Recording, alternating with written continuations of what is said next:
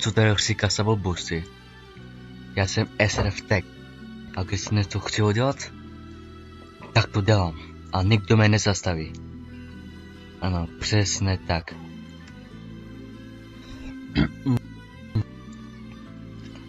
Takže, jak chcete. Když si on takhle chová a moje kamarády, co si mi dal práce, tak já je zabiju. Proč ne?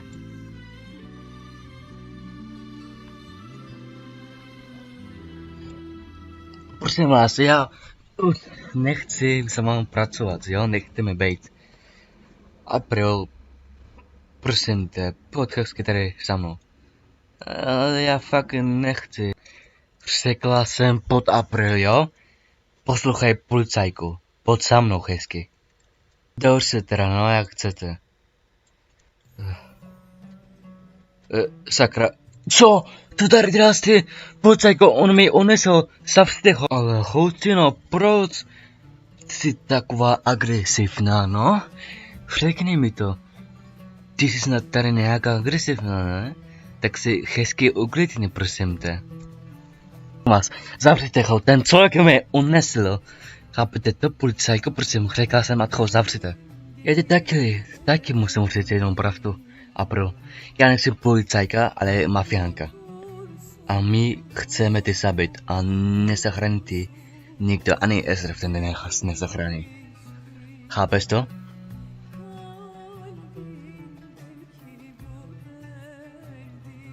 Ano, přesně tak.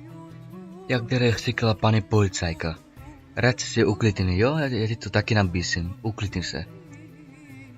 Tak jo. A teďka mi řekni pravda o SRF Tech. Jak se s ním bavíš a vaše chování. Jak se bavíte, jo? Řekni mi o něm víc. OK? Já nic nevím, prosím vás, nechteme. A dost. Pořádný varování. Pojď sem. SRFe, hned přijďte, prosím tě. Víš, co tady stalo? April je v nebezpečí. Ten únos, co je unosil, tak je tady.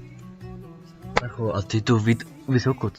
No já jsem ty sledoval, SRF, byl jsem v tom autom kufru. Prosím, přijď na policejní stanici. Zachran April, jo? A já tady vyřídím s panem policajkou. Pane bosa, ok.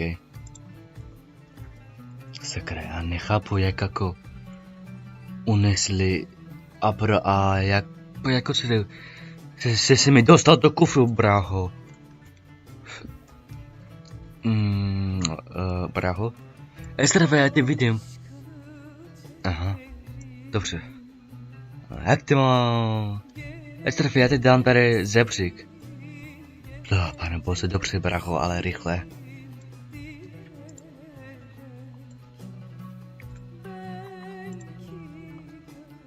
Jo, děkuju tu, brácho, ale sakra. Zvládnu to?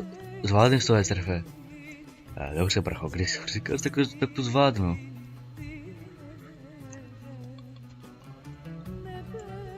Brácho, jste tady, jo?